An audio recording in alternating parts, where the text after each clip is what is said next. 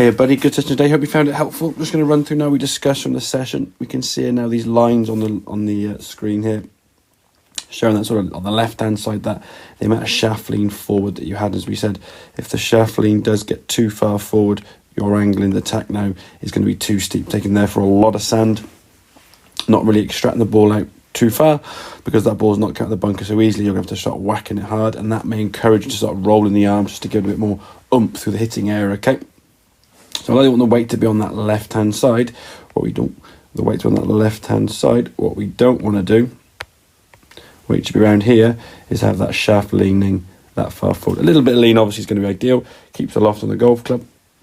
But from here now, what we're looking for, and again with that practice that we discussed there, just hitting shots where your divots are very sort of shallow, consistent all the way down the bunker, getting that same entrance point, similar exit point and similar depth consistently throughout the sand. So same good backswing here now, turn the hips nicely.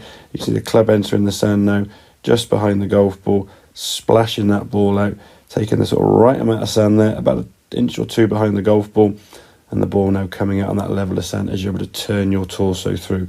Also by having the feet slightly open. And I say slightly, we don't want the whole body having way to the left, we're just taking that left foot, opening the toes out and dragging that back. We still ultimately want the shoulders to be aiming towards target.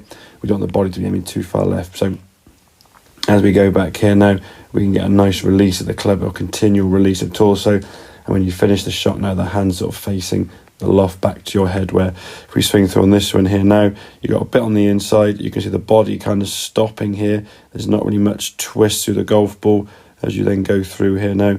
Arms sort of folding over, and that club at this position now kind of flipped and hooded. And then the last second you go whoop and kind of get around the corner. Looks a bit kind of manufactured to me.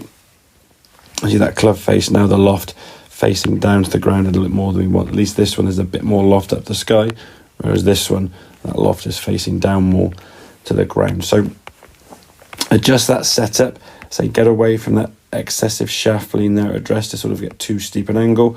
Get it a little bit more neutral.